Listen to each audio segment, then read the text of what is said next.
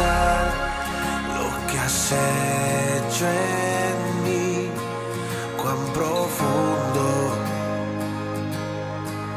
tú me amaste. Sin dudar me escogiste a mí por mi nombre,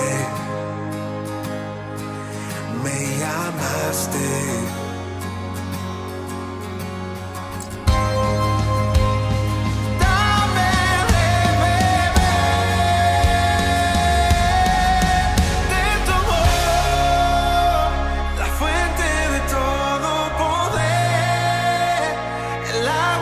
Sacia mi ser, tu inagotable amor,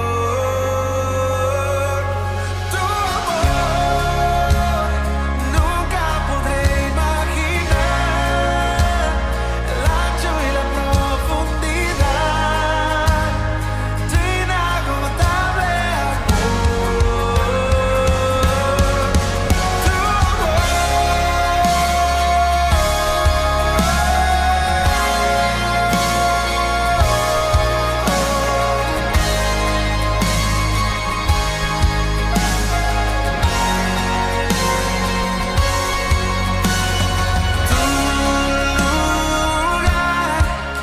Es ahora en mí, al creerte, me haces fuerte. ¿Cómo es? Soy ahora aquí, mis temores desvanecen.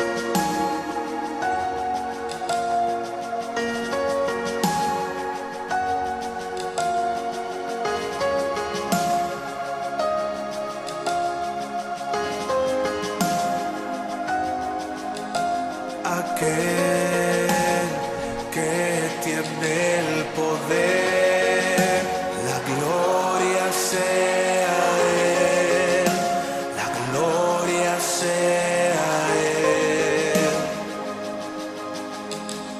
Aquel que tiene el poder, la gloria sea a Él, la gloria sea a Él.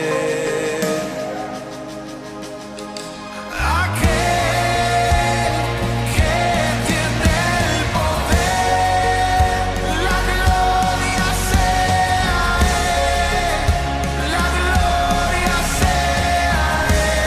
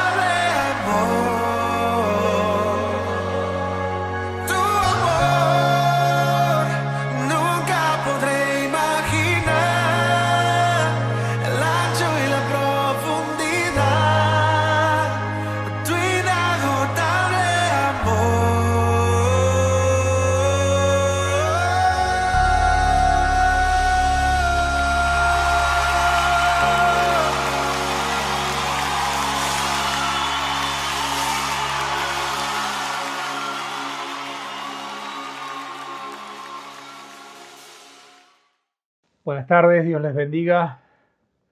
Vamos a comenzar este tiempo de reflexión de la palabra, pero antes me gustaría que estemos recordando a algunas personas que estamos orando porque están atravesando la enfermedad del COVID. Algunos están en una situación más complicada y necesitamos redoblar nuestra oración y pedir que Dios esté haciéndolos recuperar. Entre ellas está nuestra hermana Claudia Figueroa, que hace unos días que está internada, está en terapia intensiva, está entubada, y oremos para que pueda empezar a recuperarse en estos días.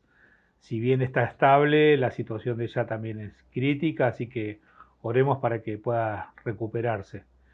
También está internada la mamá de nuestro hermano Gustavo, Aida Luz Carrizo se llama. Ella está también internada, está en terapia y oremos también porque su situación también es delicada, así que oramos por la mamá de Gustavo.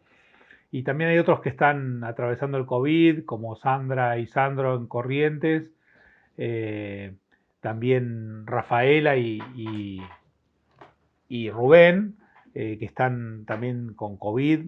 Ellos no están internados, pero sí están atravesando el COVID, así que oremos para que puedan recuperarse desde sus casas.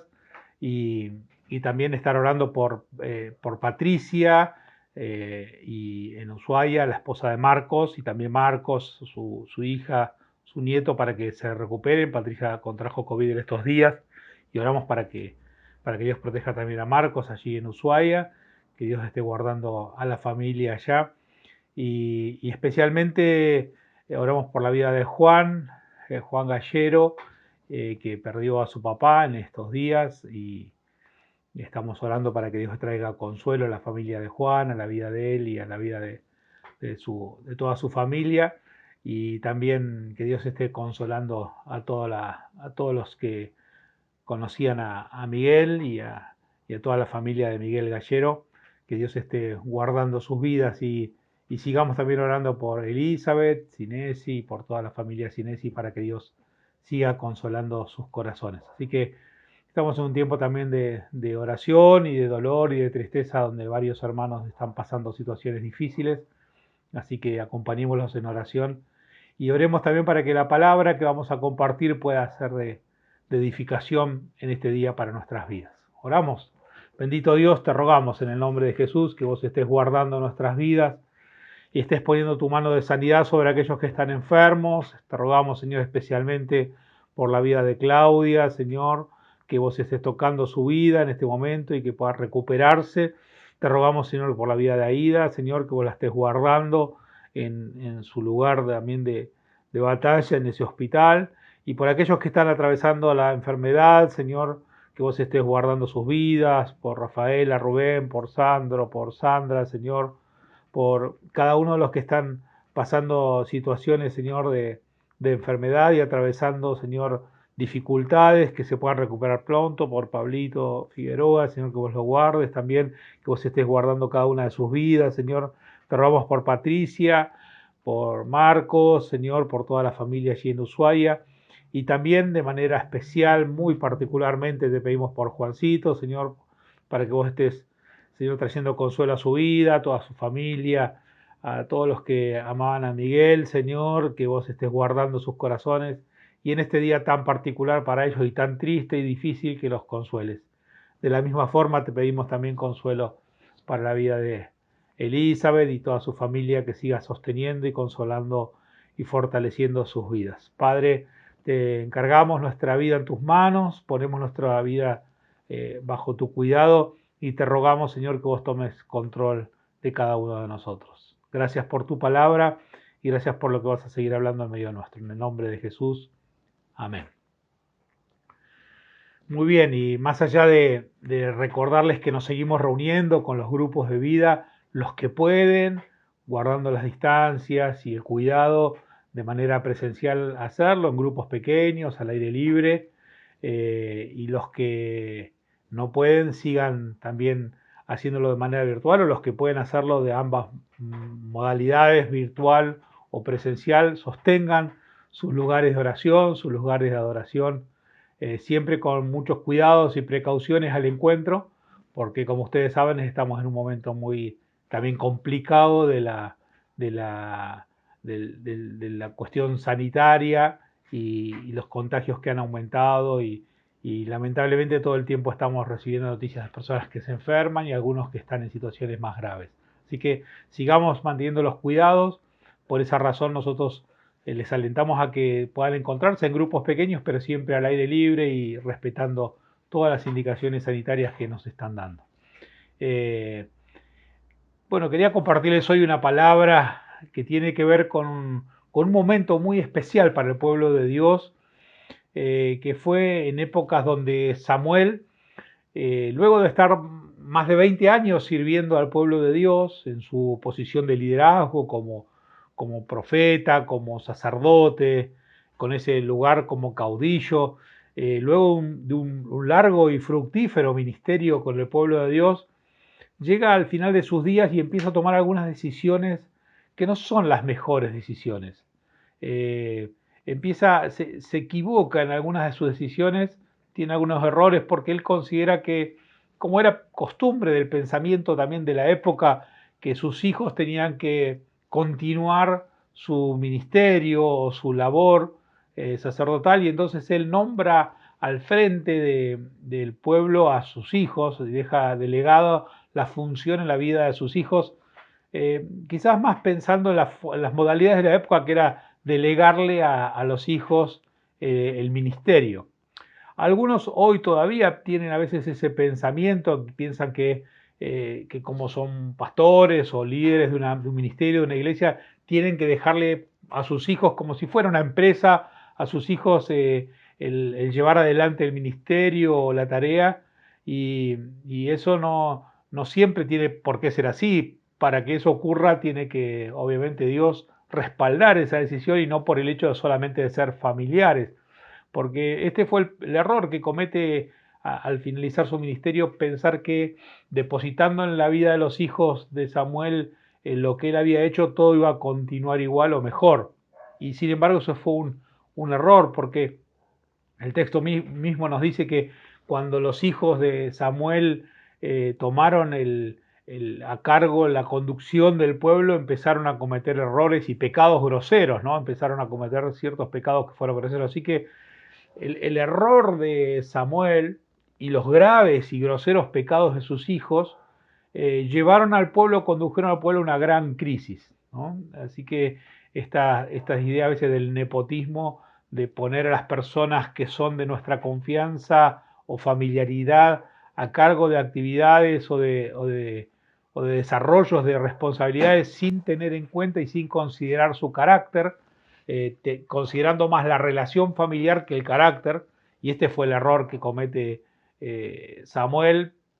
Piensa más en la familiaridad y no se fija tanto en el carácter de sus hijos, lo que lleva esta decisión a darle lugar a estos groseros pecados de sus hijos y a poner a todo el pueblo en crisis. Dice el texto en en Primera de Samuel, en el capítulo 8, al hacerse viejo Samuel nombró caudillos de Israel a sus hijos.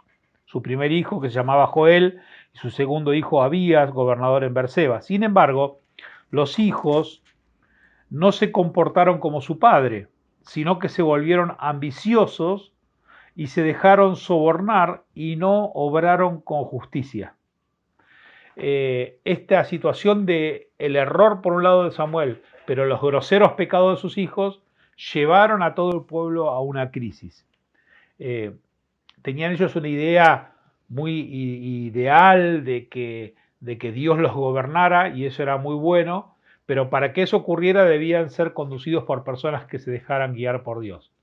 Cuando el carácter de los que llevan adelante el pueblo de Dios empieza a flaquear, o el carácter no está lo suficientemente formado, esto no es como una empresa familiar que pasa de padres a hijos, o como en una monarquía que pasa se mantienen todos los cargos dentro de una nobleza. En el reino de Dios esto ya no debe ser así, en la iglesia de Cristo no debe ser así, sino que lo importante es el llamado de Dios y el carácter de cada una de las personas que está conduciendo o llevando adelante el ministerio o la iglesia. Acá no hay una sucesión hereditaria por familias. Esto no es una empresa que los hijos heredan lo que los padres hicieron, sino que estamos hablando del reino de Dios, en donde el carácter de Cristo es lo que debe primar para las personas que toman posiciones de autoridad. El pueblo entró en crisis y entró en crisis y en una gran desilusión. Ellos tenían el idealismo de que como era Samuel y el idealismo de que como eran los hijos de Samuel, el idealismo que como eran los hijos del gran profeta Samuel, ese idealismo que tenían, esa gran ilusión que tenían porque eran los hijos de, los llevó a una gran desilusión. Siempre la prima hermana, podríamos decirlo así, del idealismo es la desilusión. Fueron tan idealistas sin considerar las cosas importantes, o idealistas sin principios, solo por la cuestión familiar, dijeron, bueno, son los hijos de Samuel, lo que fue Samuel para nosotros, y esa familiaridad los llevó a tener un idealismo equivocado, y lo que produjo luego una gran desilusión y una crisis. Y entonces cuando uno entra en desilusión, en crisis, donde tiene incertidumbres, donde tiene interrogantes, donde tiene dudas, donde tiene preguntas que no se responden, cuando uno está en situaciones de incertidumbre, de desilusión, de crisis, de desesperanza, no es el momento ideal para tomar decisiones, y menos decisiones que son empujadas por los sentimientos o sin darse cuenta por el pensamiento de la cultura dominante. Ellos están en crisis y exigen una toma de decisión, y ellos quieren tomar una decisión, pero no tanto guiados por el consejo de Dios, sino guiados por el pensamiento de la época. Muchas veces el pensamiento de la época puede influenciarnos tanto, el pensamiento de la época y especialmente de la cultura dominante de la época, puede influenciarnos de tal manera que nos olvidemos de algunos principios de la palabra de Dios. Dice el texto allí en 1 Samuel, el verso 4, entonces se reunieron todos los ancianos de Israel y fueron a entrevistarse con Samuel en Ramá. Y fueron y se entrevistaron con él y le dijeron, tú ya eres un anciano y tus hijos no se portan como tú. Por lo tanto, nombra un rey que nos gobierne como es costumbre en todas las naciones. Como es costumbre en todas las naciones. La cultura dominante o el pensamiento de la época empezó a ser más fuerte que los principios que Dios traería. Samuel se siente un poco mal por esta petición, porque le está diciendo, danos un rey, porque todas las naciones tienen esto. Esta es la forma, la cultura dominante de nuestra época. Nos indica que hay que colocar reyes. Y nosotros queremos un rey de ese estilo, como las demás naciones. Se dejan influenciar por eso y Samuel empieza a sentir un dolor en su corazón. Y Dios le dice a Samuel, en el versículo 6 y 7, mirá lo que le dice Dios. Dice, Samuel estaba disgustado porque le pedían que nombrara un rey para que los gobernara y se dirigió en oración al Señor. Pero el Señor le respondió, atiende cualquier petición que el pueblo te haga, pues no es a ti a quien rechazan, sino a mí, para que yo no reine sobre ellos. Le dice, mira, no te están rechazando a vos, Samuel, me están rechazando a mí, les dice Dios. Así que no te acongojes tanto, que no es que te están rechazando a vos como persona, sino que ellos están rechazando algo que yo les enseñé y que yo quería gobernar con ellos, pero ellos les parece que no les alcanza, no quieren ser gobernados directamente por mí y siempre buscan alguna persona que esté mediando, ¿no? Algún líder que los rescate, alguna persona que los guíe, y querían un rey. Era el pensamiento de la época, ¿no? Y les dice, y te recuerdo, verso 8 y 9, que desde el día que los saqué de Egipto hasta el presente han hecho conmigo lo mismo que ahora te hacen a ti, pues me han abandonado para rendir culto a otros dioses.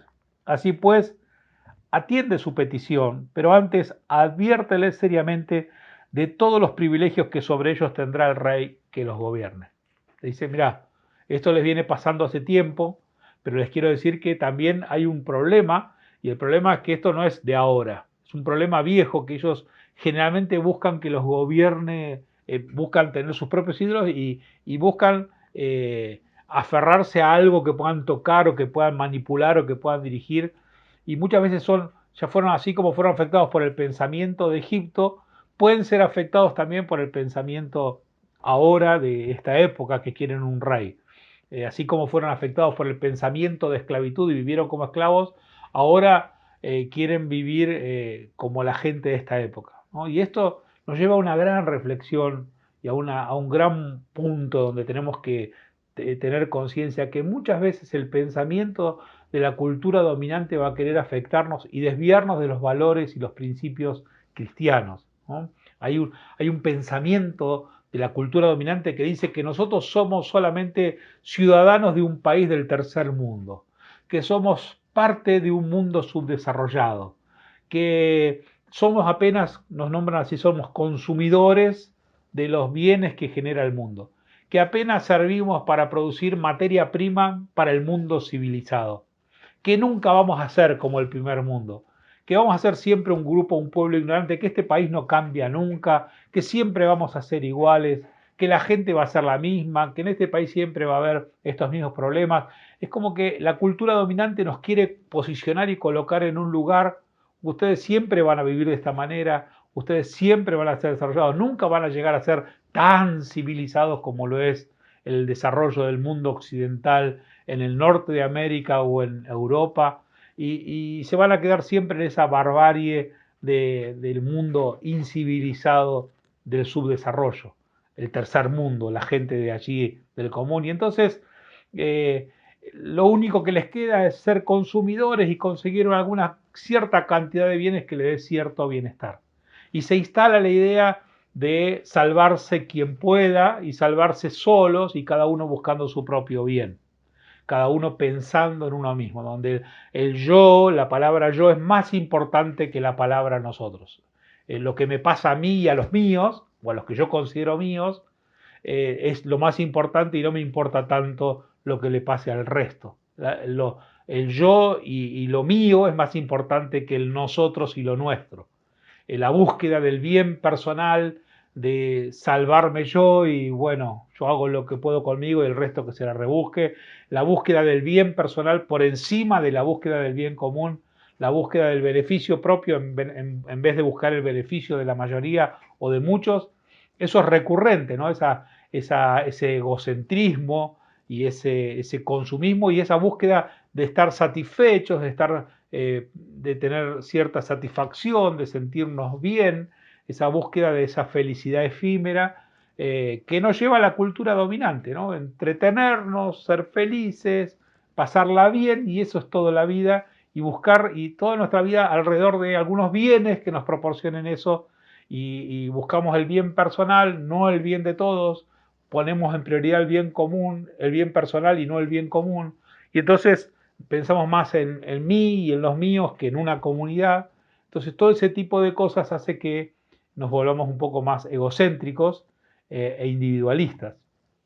Y este pensamiento de la cultura dominante puede ganarnos a nosotros nuestro corazón como cristianos. Fíjate que a veces pensar que nosotros vamos a ser liberados o vamos a lograr cierto lugar de felicidad o de libertad siguiendo el impulso de la cultura dominante, cuidado, porque eso nos puede llegar a esclavizar más.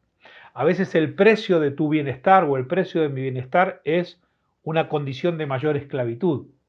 A veces por querer bienestar, por lograr cierto bienestar material o aparente bienestar personal, el precio de eso es una vida de mayor esclavitud a preceptos y conceptos e ideas y formas de vida que nos alejan totalmente de lo que nos propone Cristo. Mirá lo que les dice Samuel, les advierte, les dice Samuel en el verso 10 del capítulo 8 de Primera de Samuel, les comunicó la respuesta del Señor al pueblo que les pedía un rey y les dice, esto es lo que les espera con un rey que los va a gobernar. O sea, esto es lo que les espera si ustedes se dejan dominar por esta forma de pensamiento, de esta cultura que los está llevando. Dice, llamará filas a los hijos de ustedes, y a unos los destinará a los carros de combate, a otros a la caballería y a otros a su guardia personal. O sea, van a ser convocados a ser parte de las Fuerzas Armadas para defender el territorio, la nación o la propiedad. A uno los nombrará jefes de 1000 soldados, otros de 50. A algunos de ustedes les pondrá a arar sus tierras y a recoger sus cosechas. y a fabricar sus armas y el material de sus carros de combate, y tomará también a su servicio a las hijas de ustedes para que sean sus perfumistas, cocineras y panaderas. Se apoderará de las mejores tierras y de los mejores viñedos y olivares de ustedes y los entregará a sus funcionarios. Fíjate cómo todo lo que tenían que hacer, trabajar y dar su trabajo y su esfuerzo para sostener a una élite de gobernantes o de funcionarios. Y les va a quitar el diezmo, dice, de sus cereales y viñedos y se lo entregará a quién? A sus funcionarios, ¿no? Esa idea de que el diezmo es de los pastores o de los que dirigen. Le quitará la décima parte y se lo va a dar a sus funcionarios. Esas ideas erróneas extraídas de estos pensamientos de la cultura dominante. Y dice, también les quitará a ustedes sus criados y criadas y sus mejores bueyes y asnos y los hará trabajar para él, ¿no? Todo un sistema de gobierno que se apropia de la vida de las personas, su trabajo, su esfuerzo, su futuro, sus hijos, sus sueños. Se apropiará además de la décima parte, ¿no? Otra vez de apropiarse del diezmo de sus rebaños y hasta ustedes mismos tendrán que servirle. Y el día en que se quejen por causa del rey que hayan escogido, el Señor no les hará caso. O sea, un montón de advertencias de la esclavitud que significa ser sometidos al pensamiento de la cultura dominante. Cuidado porque a veces pensamos que nosotros estamos luchando con algunas ideologías que tienen un origen pseudo progresista o de izquierda y nos olvidamos que también hay ideologías pseudo libertarias que son pensamientos neoliberales. Así que cuidado porque a veces algunos piensan, eso es ideología, el marxismo o la izquierda, la nueva izquierda extremista es una ideología y nos olvidamos que el neoliberalismo también es una ideología. Y a veces podemos estar sumergidos o en una ideología o en otra. Y el cristianismo viene a librarnos de esas opresiones de las ideologías de la cultura dominante para darnos una nueva manera de vivir, una nueva forma de vivir. Y la nueva forma de vivir está muy bien explicada y detallada en el Evangelio. Está muy bien explicada en las palabras de Jesús y luego en las enseñanzas de sus apóstoles. Así que debiéramos recurrir de vuelta a una relectura de la palabra para no estar presos a veces de las ideologías del momento. Tristemente en estos días se produjo un conflicto bélico otra vez en la zona de Medio Oriente.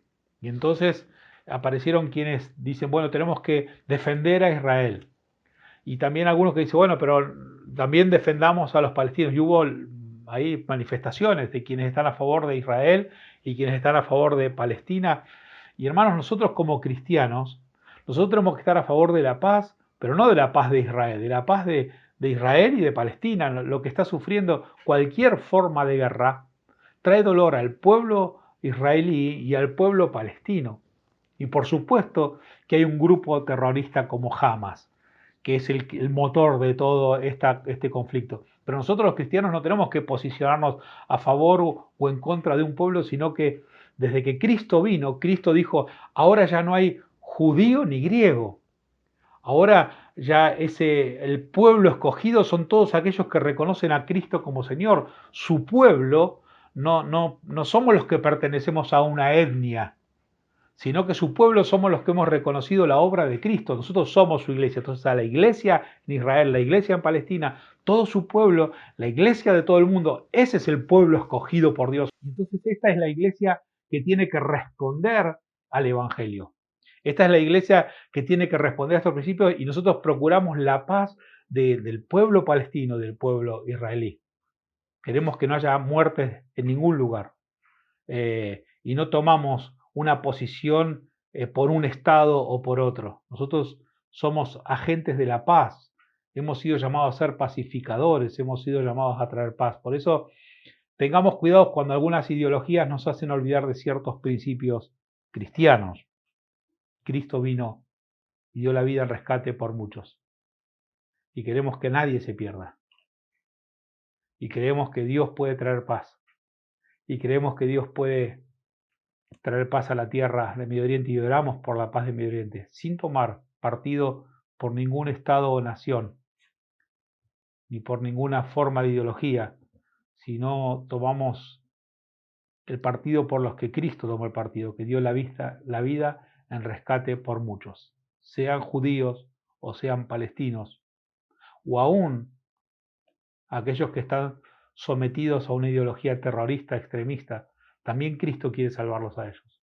Y nosotros debiéramos orar para que la salvación de Dios venga de la forma que Él esté queriendo y que nosotros podamos multiplicar un mensaje de un evangelio de paz, de un evangelio que traiga sanidad. A veces el pensamiento de la época puede conducirnos a errores y debemos releer de vuelta el evangelio, el corazón del mensaje de Jesús, que vino a traer un reino que iba a ser distinto a los reinos de este mundo.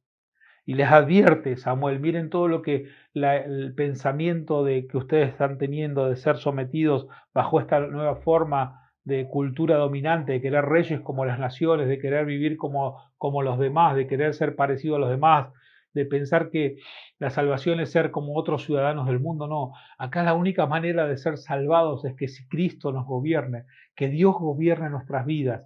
No son las culturas ni son las formas culturales ni de Occidente ni de Oriente las que nos van a salvar. Lo que nos va a salvar es ser gobernados por Dios, que Dios gobierne nuestras vidas, que el reino de Dios venga sobre nosotros, que podamos arrepentirnos de nuestros pecados y acercarnos a Dios. Y entonces el reino de Dios se va a manifestar en toda lengua, en toda cultura y en todo lugar.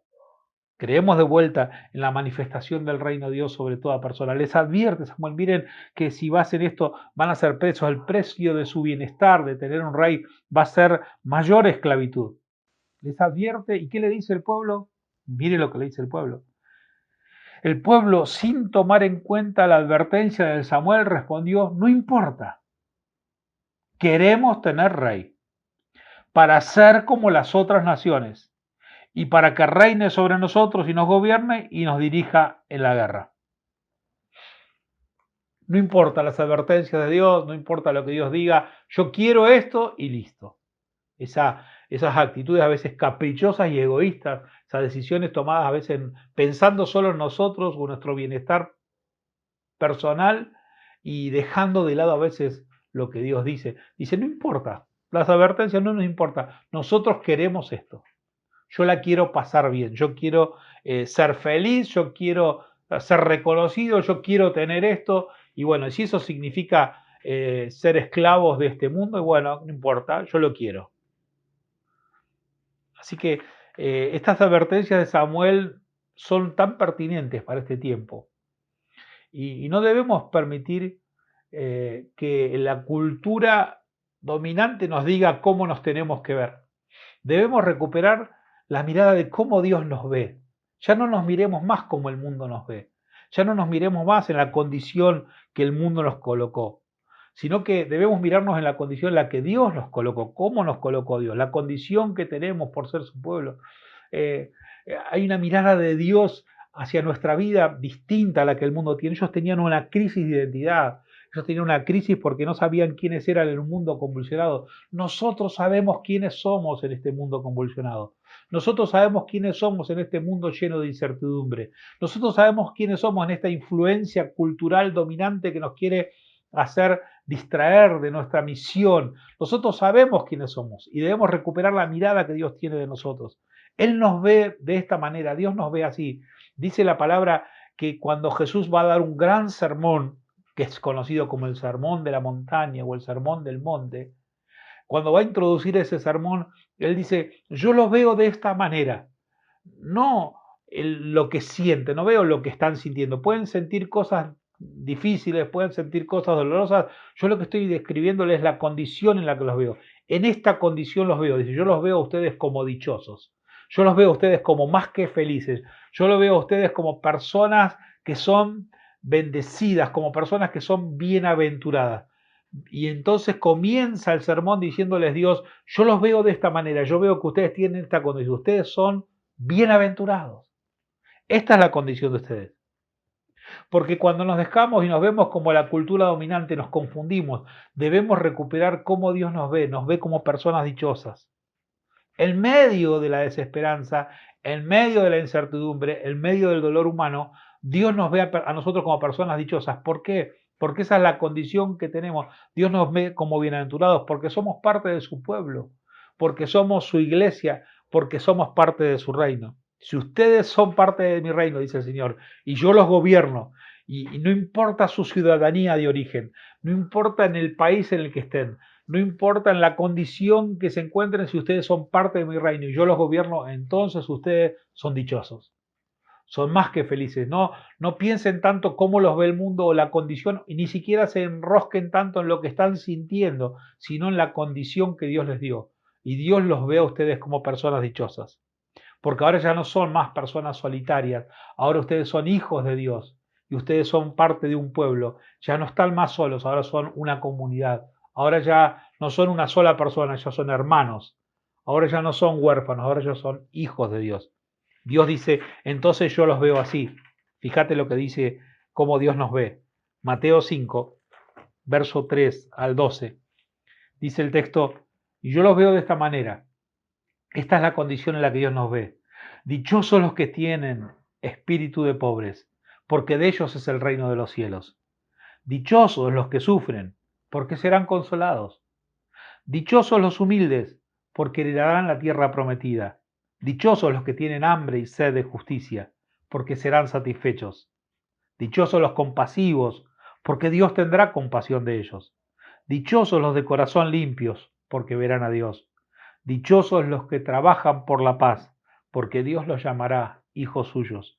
Dichosos los perseguidos por hacer lo que es justo, porque de ellos es el reino de los cielos. Dichosos ustedes cuando la gente los insulte y los maltrate y cuando por causa mía los ataquen con toda clase de mentiras. Alégrense, estén contentos, porque van a recibir un gran premio en el cielo, pues así también persiguieron a los profetas que vivieron antes que ustedes. Les dice, ustedes son dichosos porque son herederos de este carácter. Entonces, esta descripción de las bienaventuranzas es un poco una descripción del carácter de esta iglesia que no es sometida al pensamiento de la cultura dominante, sino una iglesia que tiene desarrollado ese carácter. Así como Pablo luego explica el fruto del Espíritu de esta manera, Jesús está explicando el corazón del carácter de esta iglesia, de esta comunidad. Dice, yo los veo a ustedes como dichosos, ¿por qué? Porque ya no son autosuficientes. Les habla de que ya no son pobres, son como los pobres, o sea, se consideran y se dan cuenta de que no tienen nada, que separados de mí nada pueden hacer, que ya no creen más en sus fuerzas y necesitan dedicarse y consagrarse a mí. Ya no son autosuficientes, ya son personas que sufren, o sea, que están expuestas al dolor y que también sufren por el pecado de la humanidad y por su propio pecado y lloran por la condición de pecado y se arrepienten de su pecado y lloran por el pecado de la humanidad y son sensibles al dolor de la humanidad. Este es el carácter de la iglesia, una iglesia que no se cree autosuficiente, que es sensible, dice que son humildes, que son compasivos, que tienen un corazón limpio, que trabajan por la paz, que hacen lo que es justo y que dan la vida por el Evangelio. Los que tienen ese carácter, esta es la condición y este carácter en la cual estamos, los que tienen ese carácter van a tener estas promesas. Dice, si la iglesia tiene este carácter de no ser autosuficiente, de ser sensible, de ser compasivo, de tener un corazón limpio, de trabajar por la paz, de hacer lo que es justo y de vivir por el Evangelio, estas son las promesas. Mirá las promesas. Por eso son dichosos, por eso somos dichosos. No por lo que nos pasa hoy. Somos dichosos porque tenemos estas promesas que Dios nos dio. Dice, de nosotros es el reino de los cielos. Ustedes serán consolados. Ustedes y nosotros heredaremos la tierra prometida. Estaremos satisfechos. Dios tendrá compasión de nosotros. Veremos a Dios. Seremos llamados hijos de Dios y recibiremos un gran premio. Si nos miramos como Dios nos mira, y si miramos la condición en la que estamos, entonces podemos ser personas que tengamos la seguridad y la esperanza de que estas promesas se van a cumplir en nosotros. Nosotros seremos llamados hijos de Dios. Heredaremos la tierra prometida. Seremos considerados pacificadores. Estaremos llamados a ver a Dios. y Dios nos estará dando su compasión y su misericordia. Dice el texto bíblico que si nosotros reconocemos a Dios en todo, en lo material, en lo emocional, en lo intelectual, en lo espiritual, si reconocemos que Dios es nuestro proveedor y si reconocemos que separados de Dios nada somos, entonces nosotros, dice el texto, entonces a ustedes les pertenece el reino de Dios. Por eso dice el texto, dichosos los que tienen espíritu de pobre. Eso, los que reconocen que necesitan desesperadamente a Dios, que se sienten como desprovistos de todo y que sin Dios no son nada. Así nos sentimos nosotros, que si no está Dios con nosotros no somos nada, pero con Dios somos más que vencedores. Pero reconocer nuestro sentido de que no podemos ser autosuficientes. Mirá, la iglesia de la Odisea, cuando en el Apocalipsis Dios le habla, le dice a la iglesia de la Odisea, cuidado porque ustedes, iglesia de la Odisea, se consideran que son ricos, que tienen todo lo suficiente y que no necesitan nada. Es así como se veían ellos. Se veían que era una iglesia que tenía riquezas materiales, que tenían recursos, que no les faltaba nada. Y si ustedes se ven, se creen autosuficientes, se creen fuertes de sí mismos, pero han sido una iglesia tibia que se ha conformado al mundo. Dice, así se ven ustedes, pero ¿saben cómo los veo yo? Jesús les dice, son desdichados, miserables, pobres, ciegos y desnudos. Se creían fuertes en sí mismos, sin embargo Dios los veía que no tenían nada. Bueno, veámonos nosotros como personas que necesitamos desesperadamente de Dios para que Dios nos diga entonces son dichosos. Porque si ustedes saben que lo único que tienen soy yo, ustedes son herederos del reino de los cielos. También les dice, ustedes son los que son dichosos cuando sufren, porque son sensibles, porque están al lado de la persona que sufre, porque se acercan a personas al lado del dolor de las personas, pero además también son sensibles porque ven el pecado de la humanidad y se entristecen por el pecado de la humanidad, y son sensibles y se entristecen por su propio pecado y reconocen sus pecados y lloran diciendo, Señor, perdonanos por nuestras debilidades, por nuestros pecados, perdonanos porque nuestro pecado es lo que hace que el mundo se manifieste de esta manera, perdonanos porque también nosotros sin darnos cuenta a veces hacemos que las personas padezcan y sufran. Bueno, dice, si sufren, entonces ustedes van a ser consolados. Encauzar nuestras fuerzas, dice, si ustedes son mansos, dice, si ustedes son mansos, si son compasivos, si son dichosos cuando tienen hambre y sed de justicia, cuando buscan encauzar sus fuerzas para el bien común, cuando buscan encauzar todas esas fuerzas no para enojarse, no para erigirse en jueces de la humanidad, sino para buscar el bien de los demás, no para estar criticando y juzgando a los demás, sino para estar haciendo la voluntad de Dios, haciendo cosas y tratando de romper toda injusticia y impiedad de los hombres y dejar toda forma de violencia y dejar toda forma de represalia. Nosotros no tenemos que tomar partido por ninguna forma de violencia. Somos pacificadores. La Biblia dice, si ustedes se dedican a pacificar, si ustedes se dedican a trabajar por la paz, Dios los llamará hijos suyos. Y quiero recordarte algunos versículos que me vinieron a la memoria cuando pensaba en esto, ¿no? de descansar en Dios, que está en el Salmo 37.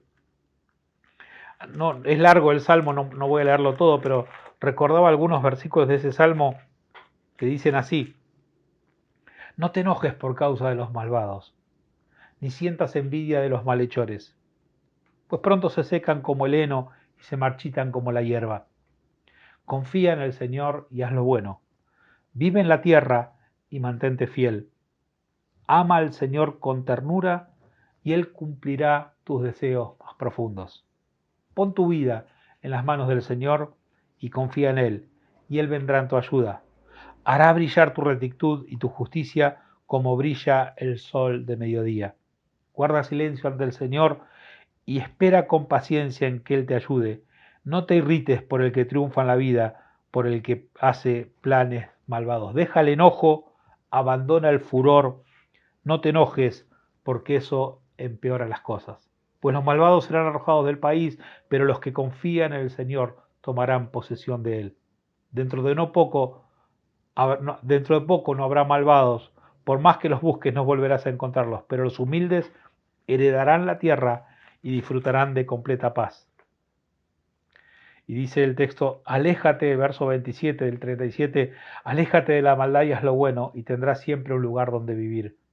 Pues el Señor ama la justicia y no abandona a quienes le son fieles, pero destruye a los malvados y los deja sin descendencia. Los hombres buenos heredarán la tierra y vivirán en ella para siempre. Y al final del Salmo dice, la ayuda de los hombres buenos viene del Señor, que es su refugio en tiempos difíciles. La ayuda a los hombres buenos viene del Señor, que es su refugio en tiempos difíciles. Aprender a desarrollar esa mansedumbre a la vez que buscamos saciar ese hambre y sed de justicia. Sin violencia, sin enojo, sin dañar a los demás, sino con mansedumbre, en un estado de paz, pero sí procurando cambiar la realidad. Y dice la palabra que los que tengan hambre y sed de justicia serán satisfechos. Dedicarnos a traer justicia a la tierra, dedicarnos a compartir que el reino de Dios vino a la tierra.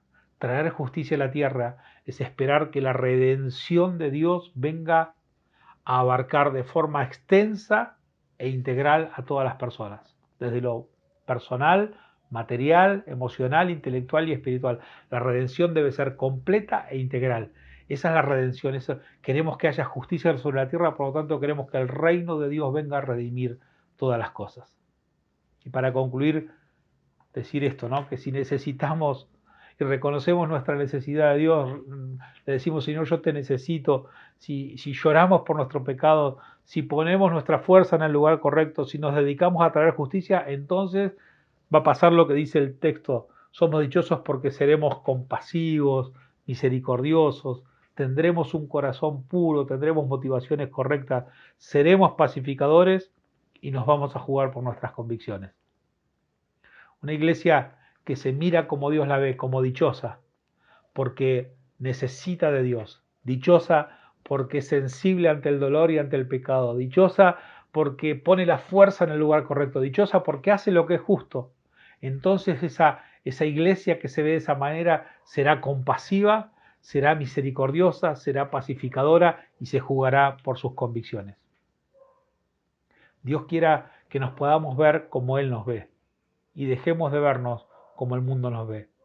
Dios quiera que podamos ser guiados por esta mirada de Dios para cumplir la misión que tenemos y ver la redención de todas las cosas y salir de la influencia del pensamiento de la cultura dominante que nos puede llevar a grandes errores.